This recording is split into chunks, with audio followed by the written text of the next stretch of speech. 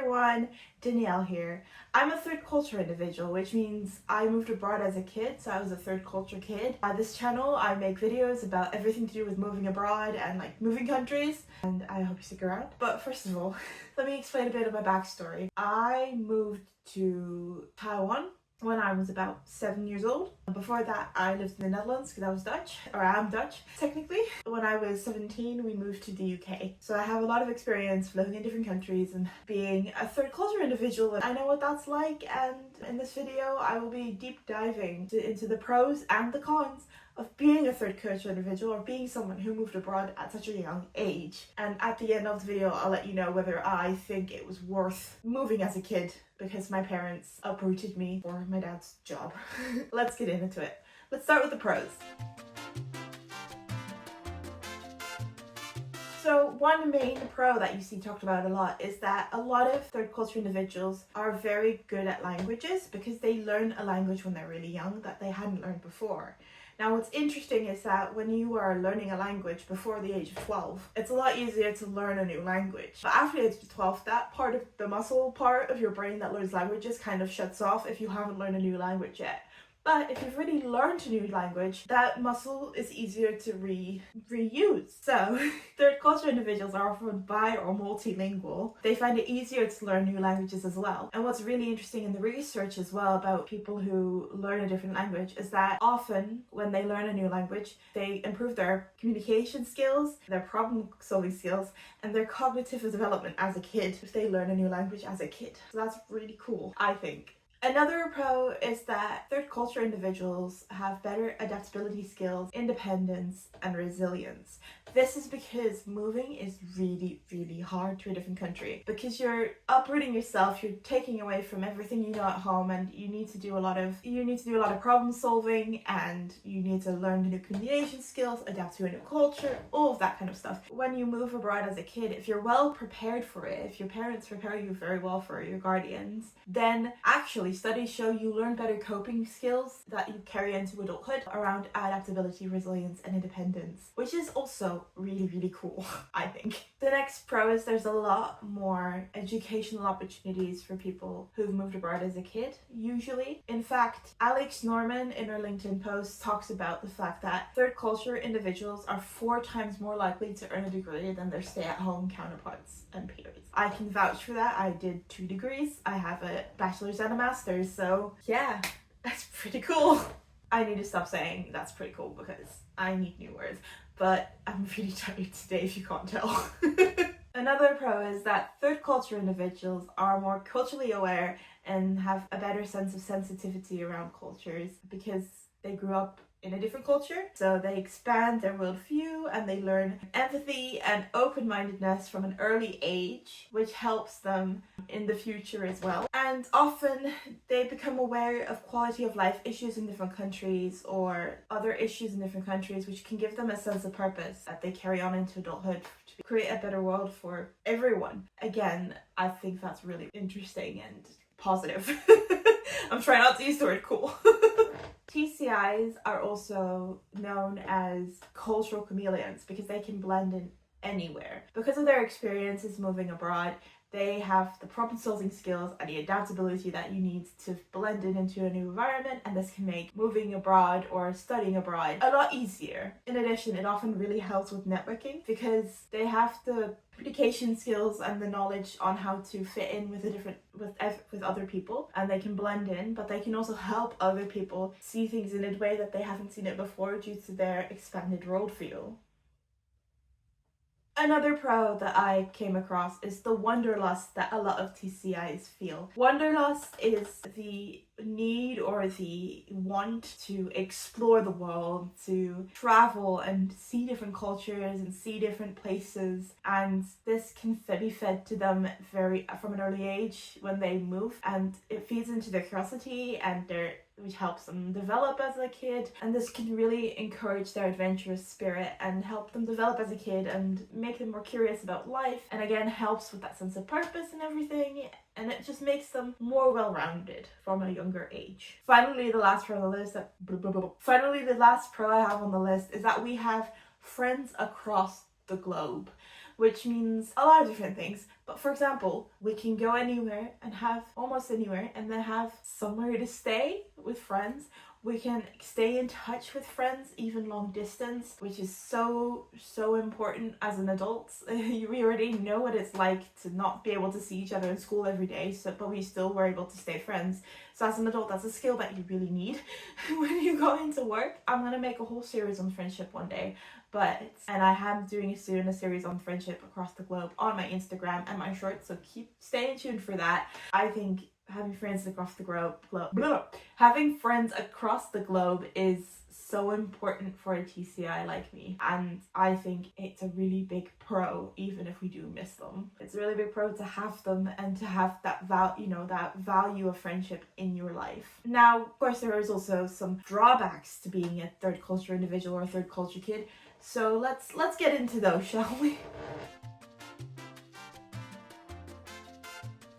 The first con, I don't know why I did that, but the first con is the disruption in education. This is especially true for if you go to a local school instead of like an international school, for example, or if you move back to your home country. Local schools are often ill-equipped to deal with the transition of going from a completely different school system or a different country back to or into local schools. They don't know how to take care of kids who have moved countries and their needs that might be different because they miss their family. One big thing, for example, is when I went to an international school, I was allowed to take holiday throughout the year to see my family because, if something happened, if there was a wedding, a funeral, anything, I was allowed to take time off and my parents wouldn't get in trouble for it. Go to a different country even to attend these things. For example, I went to Brazil to my uncle's wedding and they saw that as a big learning opportunity rather than being like, no, you can't do that. In a local school, they wouldn't accommodate that. And there's so many other things like where they are in the curriculum, what they've already learned and what they haven't learned yet, because curriculum are different across the world. All those kind of things. Maybe they don't know the language very well anymore or for the first time. So yes, there is disruption in education and that can lead to academic difficulties, unfortunately.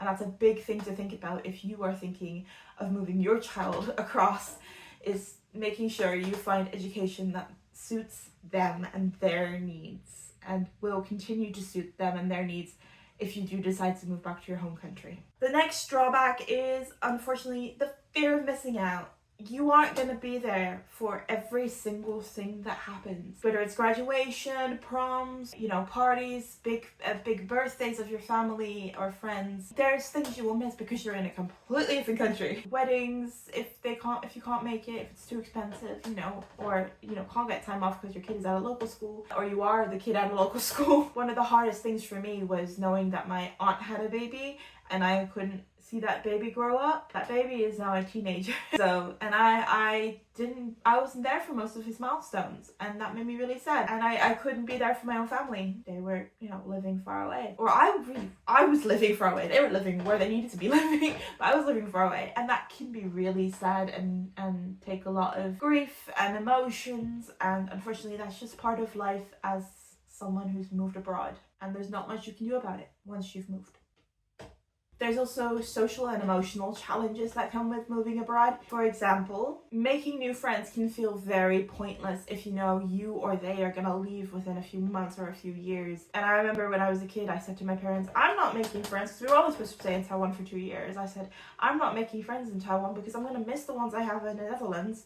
And when we move back, I'm going to miss the ones I have in Taiwan. So what if I just don't have friends for 2 years? Doesn't work. Spoiler alert, that doesn't work. But yeah, it can feel pointless and it can be a lot more tough for kids to understand that friendship is still important even for those short periods of time. And it's not pointless to make friends. And unfortunately, that really hurts. And having to say goodbye to friends when they leave, or you say goodbye to friends because you're leaving, is another really tough situation you can put, a kid in. It just really, really deeply sucks. Fortunately, there's a lot more technology out there nowadays to help stay in touch, but when I was a kid, there was technology, but it was mainly Skype, and not everyone had Skype, so yeah.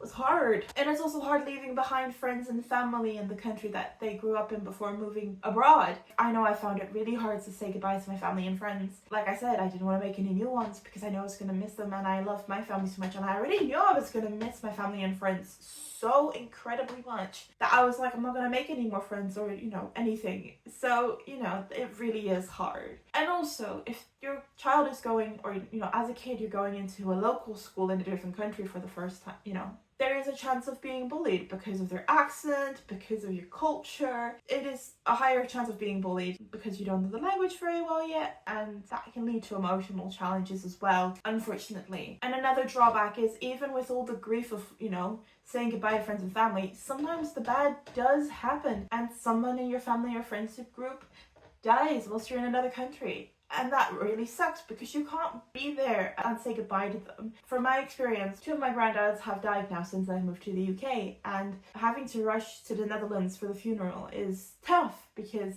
you don't know if you're going to be there on time to say goodbye. Spoiler alert, we weren't for either of them. And it's really tough knowing that each time you leave, you might have to say goodbye, might be the last time that you see them, especially if they're getting to an age where they might pass away soon. And unfortunately, that's something that just is common. It's just common for third culture kids to not really be able to say goodbye to their grandparents when they die. Another part that's hard about that is the part that you can't support your extended family. They're going through the same pain that you are, that you've lost someone close to you, and they can't support you either because you're not in the same way. You can't make like a care package as easily, that gets really expensive. There's just not as much you can do to support each other, and that's really, really rough, and it really, really hurts. And there's not many people. It's harder to find time to have conversations about that family member or friend that just died because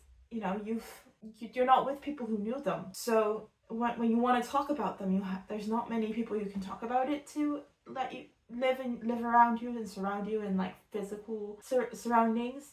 So yeah, it's really difficult, and it's probably one of the worst parts of living abroad. Another drawback is one that I've experienced as well, and that is the loss of skill in your mother tongue or the first language that you've learned. My first language was Dutch, and my Dutch is not as good as my English anymore. My English is definitely quite a lot better. The loss of skill in that language can feel quite embarrassing when you go and visit family, but it's even worse when you want to move back home. Like if you're a child and you're moving back to your home country and your language skills, for example, your Dutch or whatever language was your first language, isn't as good as it used to be and didn't stay up to the standard that the rest of your peers have been able to keep it up to, then, moving back home can feel embarrassing and shameful because suddenly you're scoring really low on your tests at school. If you're going back to a local school, you're getting bullied because you have an accent suddenly in your own language. Like there's so many things that you can feel shameful about. And even if you're not moving back and going back to a local school, seeing your old friends and family might feel a bit bad because you suddenly can't express yourself the same way that you used to in that language, and that might feel quite embarrassing. And I just want to say, if you are going through that, it's okay. You will pick the language back up if you move back or if you spend enough time with them. There's nothing wrong with it, okay? Okay? There's nothing wrong with you. Finally, this is the biggest thing that I think most third culture individuals talk about when they talk about what they're going through, and that's identity issues. So feeling like you belong anywhere, from a country to culture, where they belong, becomes a really hard question. If someone asks where you're from, how do you answer that question? Because you haven't actually spent most years living in the country that you're supposed to be from, or that your parents are from. And it can be really, really difficult to answer that question, especially if someone is just asking quickly as an icebreaker, and you're like, do you want the long answer or do you want a short answer that I don't have yet because I haven't figured out how to answer this question yet? We can also feel like we don't belong to any culture, and that makes it really difficult to settle down if we want to settle down, because where do we settle down? Because we don't belong to the culture we live in now, but we also don't belong to any of the cultures we lived in before because we've changed. We've adopted things from each culture, and it means that we don't belong in any of them. Think of it like colors. Your old culture that you were born in and were from was red, right? The new culture you moved to as a kid was blue. So now you're purple. You don't belong to either of them fully, but you will have bits of both of them. And this keeps happening every time you move. So where do you settle down? It becomes a really hard question. That was all my pros and cons. So let me just give you my point of view and my opinion on it. I don't think I would have wanted anything other than this life. I think I am very happy, even with all the identity issues and all the FOMO and all the heartache. I think it was worth having moved as a kid and having been uprooted. And I think I can face things better with all the skills and coping mechanisms I have learned from moving. I've become more self-aware, I've become more open-minded and empathetic because of everything I've been through, and I wouldn't change that for the world.